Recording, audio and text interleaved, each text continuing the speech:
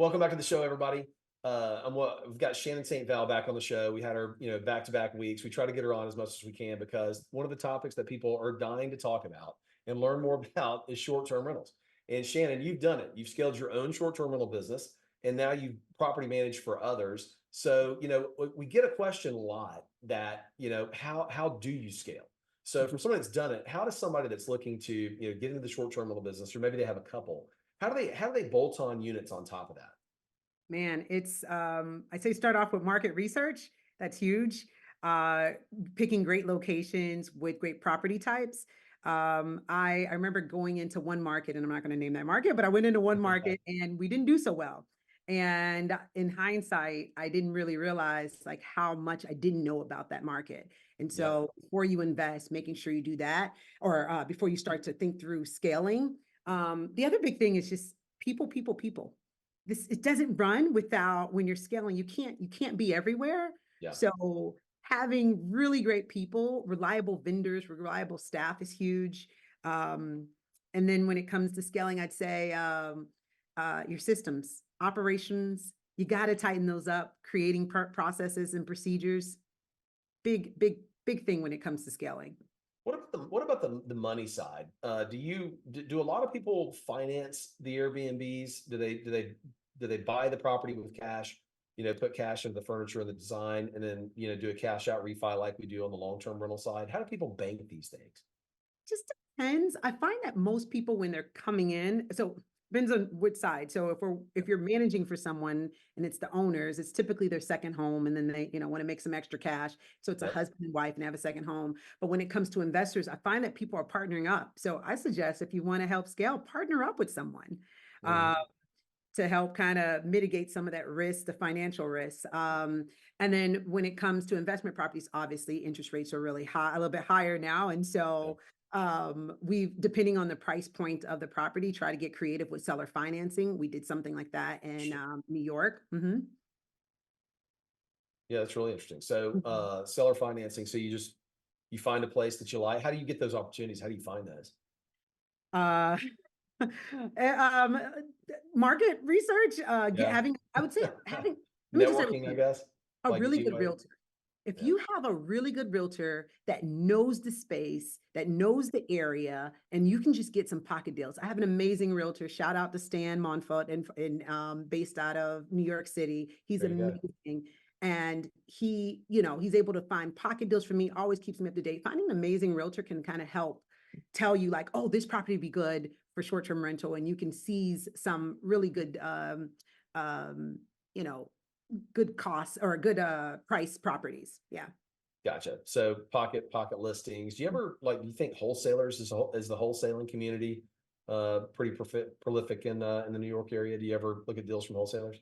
Um, I've they're not as common that I've seen. At least I haven't necessarily been as involved Yeah. with wholesalers, but I used to do some, other investment deals with multifamily, and those I've come across, but not as much in the short-term rental space. And I'm not sure why. At least in my region, so or my network, I haven't necessarily. But I don't know. Have they been good for you? I don't know. Like, have they wholesalers been a It's resource? it's hard. I mean, not as much recently, just because with interest rates going up and the price of real estate going up, everybody wants more money. So the seller wants more cash, the wholesaler wants more cash. You got to pay the bank more.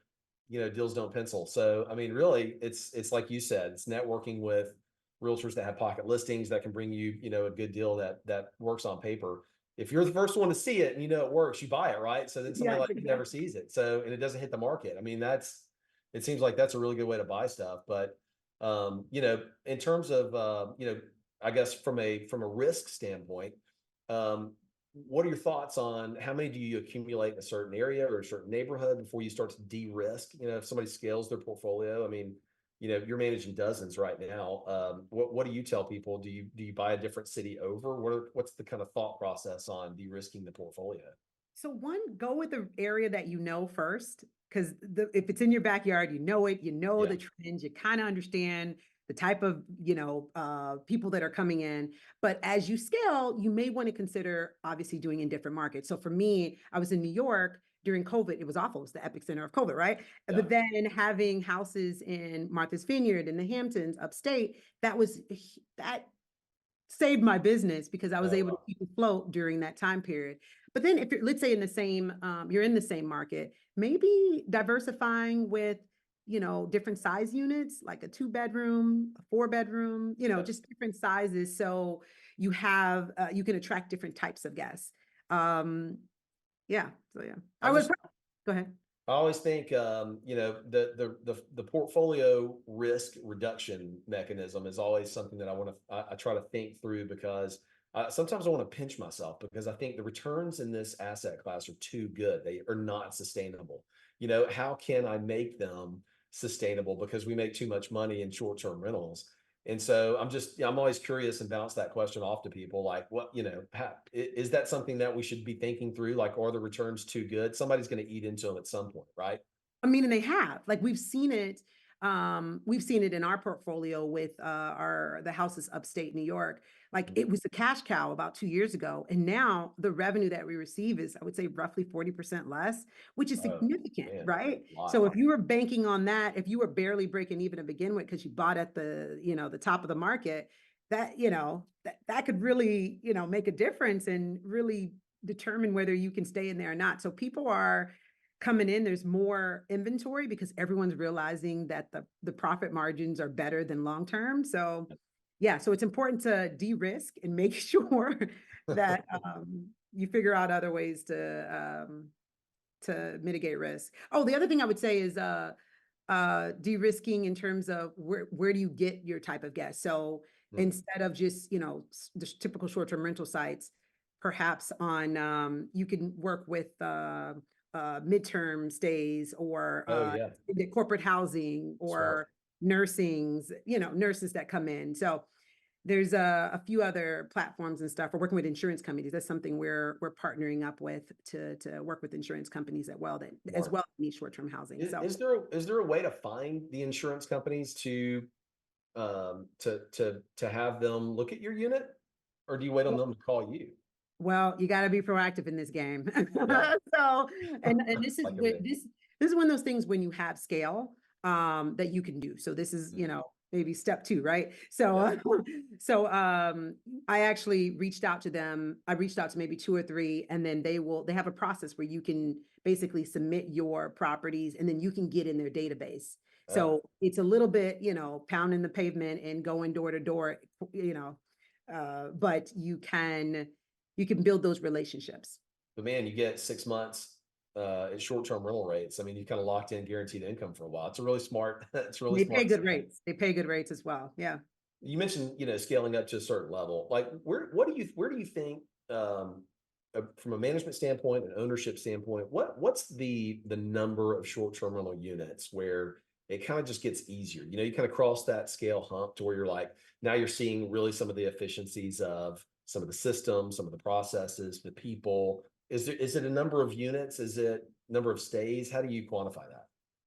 So it's hard to say the exact number of units, but I do know you start to need. So I think about it in terms of resources. Like I can't just hire one person to it's not efficient to hire one person just to handle one property, right? Yeah, Because full time, like to pay a full-time person to hire one. But once for you get sure. with about 30 properties, you can hire two people or one of you to kind of handle the different shifts.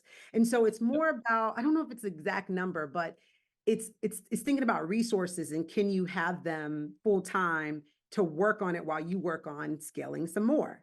Yep. So I don't know. Do you have a good number? I don't know. What's a good number? I'm like, what's up? I Oh don't know man, the you're the number, but you're it's about the scale. I guess, yeah, about maybe 20, 10 to 20 is when you yeah. kind of need someone and you need to think about, I would say roughly that. Yeah. Yeah, you're my mentor in this area. So I'm looking at you for advice. I don't have any.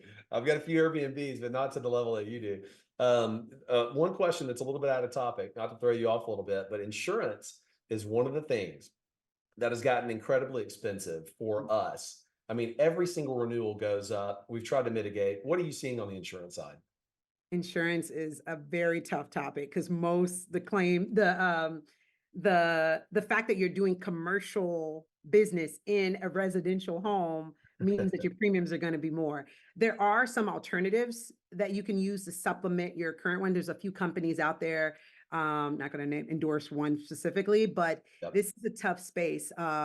We've also tried to have owners self-insure in terms of Man, kind of putting aside a little pot for, damages or whatever could happen, but the basic stuff is covered. But this is tough. This is tough. It's a tough space because it's yeah. expensive. We're still trying to figure out, like, think about just even medical, like it's hard to figure out like which one and comparing policies. So it's a tough space. We've just gotten, I mean, I'd love to, when you kind of figure out the insurance side of this, keep me in the loop first, call me first, because we've just seen, from a building insurance perspective, it's gone up every single year, contents, liability. I mean, it's just, you get to certain markets, you're like, can I buy short-term rentals in Yeah. Florida anymore? I don't know. I can't afford like the building insurance. So, well, look, Shannon, I sorry to throw you off on that last question right there, but appreciate the insight as always. When you come on the show, it's always great to talk about this stuff. You're on the forefront of what's happening in the short-term rental world, and there's a lot of people, investors, pivoting to that world right now. So, if you're in the Northeast, you're looking for somebody to manage your real estate and your short-term rentals, call Shannon. Shannon, what's your Instagram handle again for the company? Yeah, stay with Elevate on Yep, Instagram and Facebook, and you can reach out to me directly on LinkedIn. So love it. Shannon St. Val. Yeah. Well, until next time, Shannon, thanks again for joining me on today's show. We'll see you guys after a quick break.